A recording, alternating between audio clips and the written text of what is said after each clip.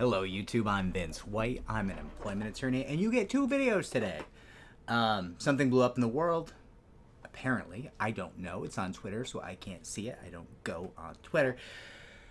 But something in the world blew up, I'm told, and I reached out to a reporter that I trust very much, which is a very short list, and I got the gist of what's going on, and I thought it made sense to perhaps make a video very quickly explaining what's going on, because some people seem very upset.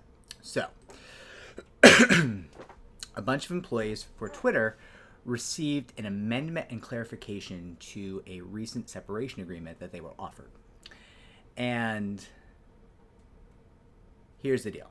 So basically, here's the part that drove people nuts. I'm going to read this amendment and clarification into the video, and I'll explain what's going on, and you'll see what's driving people nuts. Amendment and clarification regarding separation agreement and release of claims. The heading. Twitter is notifying you of the following amendment and clarification to the separation agreement and release of claims that you were previously provided in January of 2023. This amendment and clarification applies to you whether you sign the agreement or not. Pause. That's the phrase that's driving everyone insane. The world is coming to a screeching halt. They're like, whoa, I didn't sign it. How can this impact me? I didn't agree to this. And everyone's very upset. Unpause, back to reading the agreement. Specifically, with respect to the provisions set forth in paragraphs 7 and 9, consistent with applicable laws, nothing in the agreement precludes you from assisting coworkers or former coworkers with workplace issues concerning the company, or from communicating with others, including a union and the National Labor Relations Board, about your employment with the company to the extent protected by the National Labor Relations Act and subject to your obligations under the Employee Invention Assignment and Confidentiality Agreement as further described in paragraph 8. Stop. End quote. That's the provision that everyone's losing their mind about. How could they say that? How could they say that you're subject whether you signed or not? Very simple. Because it doesn't give any additional duties to the potential signee. So here's what's going down. I've made videos about General Counsel Abruzzo of the NLRB, recent findings out of the NLRB, and General Counsel Abruzzo's memorandum of law explaining those findings.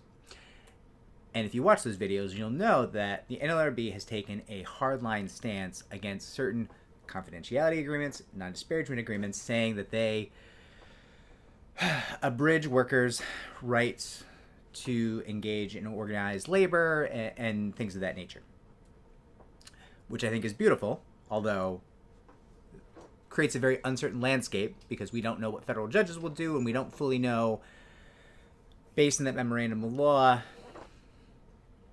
what the lay of the land is today. We don't know what the NLRB is and is not protecting, and we also additionally don't know if the NLRB actually has this power because it hasn't been in front of a federal judge yet, and there's some questions about whether or not an unelected official with the powers granted unto the NLRB could do this.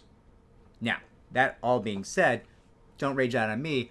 I think General Counsel Abruzzo is a star, a superhero, up on a hill, taking all comers, ready to fight for workers to the end, and I just wish the Biden administration would come out and support her a little more and maybe take credit for this amazing thing she's doing for workers, because let's face it, the Biden administration has not been amazing for employees or organized labor, which is super weird for an administration that got essentially elected on the back of organized labor, right?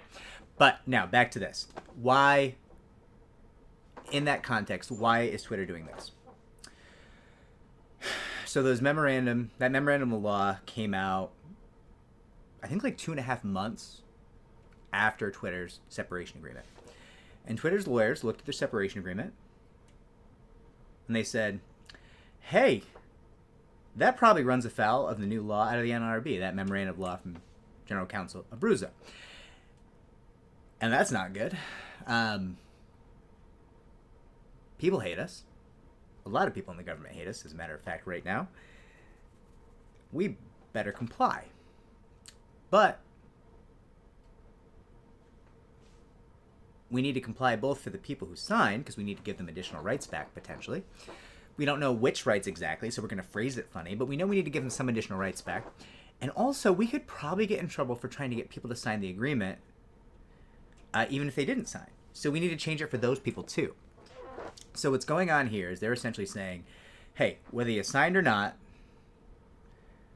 this agreement now, whether it was an offer for you or something you actually signed on to, you have some amount of additional rights, which we hope will be sufficient to comply with the NLRB's ruling.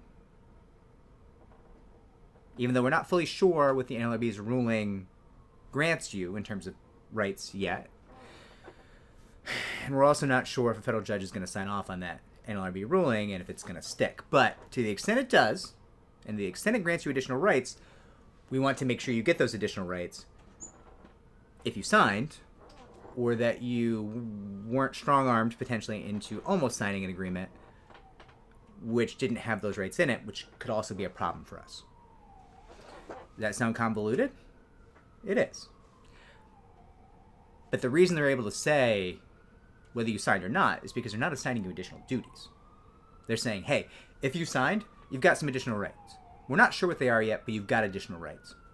And if you didn't sign, well, what we offered you no longer asks you to sign off on clauses that may run afoul of the NLRB. So it's gotten better for you, even though the time for you to sign may have actually passed. We're saying now that it's amended, and we want our offers to be in compliance with the new NLRB guidance, which, again, we're not really fully sure what it says, or if it's going to stick, but whatever it says, and if it does stick, we want to be in compliance. Yeah, the world's a mess right now. I'm making this video because there's like no way. First off, I'm not going to go on Twitter. Just not going to do it. This is not a two-way street. I'm not going to go on Twitter and just have people call me a race traitor and a bunch of crazy stuff. I'm good. By the same token, it probably is important that we actually explain this, because from what I'm hearing, like multiple people contacted me, like tech workers, and were like, whoa, hold on. What's this like weird thing they're doing where they can just change my separation agreement, and whether I agreed or not, I'm now subject to it? And they make solid points. Their point is like, listen, I signed it in a different version. How dare you change it and say it applies to me now? It's because it's to your benefit. Or the other side of that is, I didn't sign it at all. How dare they say this applies to me now? They're not saying you're subject to any duties under that clause. They're saying that clause they offered you is different now. So I understand all the confusion fully, and I understand all the frustration completely. And I hope this video, it explains what's going on. And I'm not taking Twitter's side in this. I'm not saying Twitter's attorneys are good or bad.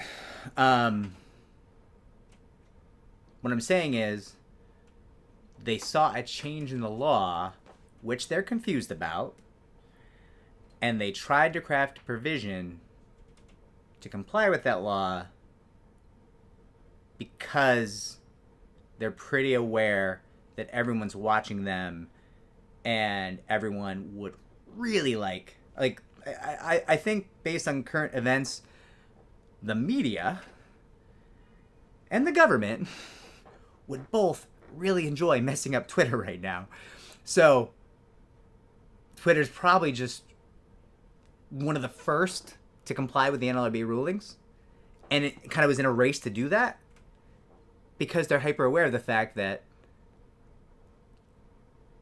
a lot of people want to mess them up right